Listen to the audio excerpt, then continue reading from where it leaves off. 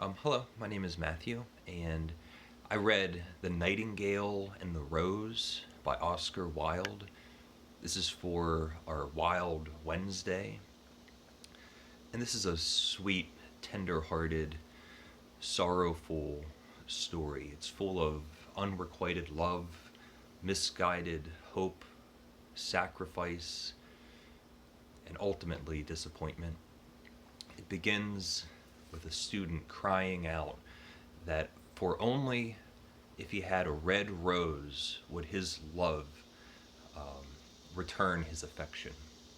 And he's crying because in the garden there is no red rose to pluck.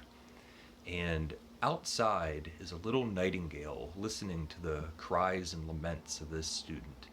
And the nightingale, who spends all of her nights singing into the sky under the moonlight for love, and realizes that this student is a true lover and she wants to help him. So the nightingale flies off in search of a red rose, and first she comes to a rose bush and she alights and asks the rose bush, "Can I please have a red rose, and I will sing to you the sweetest song that I can?"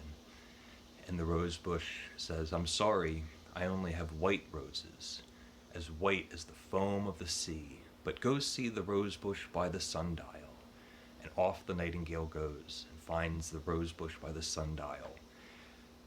And she asks, "Can I please have a red rose, and I will sing to you the sweetest song under the moonlight?" And the rose bush says, "Well, I only have yellow roses, as yellow as the hair of the mermaid. But go see the rose bush underneath the student's window." So off the nightingale goes and sees the rose bush under the student's window and asks, "Can I please have a red rose?" And the rose bush says, "Well, I make red roses, as red as the foot of a dove. But after the frost and the hard summer, I have no red roses to give." And the nightingale says, "I only need one. Please, I will do anything for one red rose." And the rose bush says, "The sacrifice is too high. You will have to die for the red rose. You will need to push your breast into one of my thorns, and I will absorb the blood of the nightingale to dye a rose." And the nightingale agrees.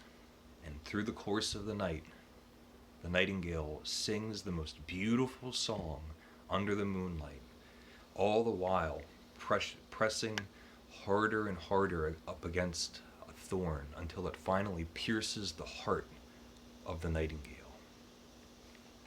And through enchantment and wonder, the rose bush produces the reddest rose that has ever been. And at the feet of the rose bush lays the dead nightingale. And in the morning, the student looks out of his window, and to his surprise and happiness, he finds the red rose. I'm not going to give the ending of the story, the very ending of the story. I will say that neither the student or the object of his affection deserved even the song of the nightingale. It's a beautifully written, sweet, sorrowful story full of enchantment and wonder, and lovely. So let me know if you've read it. Leave a comment if you would like, and thank you for watching.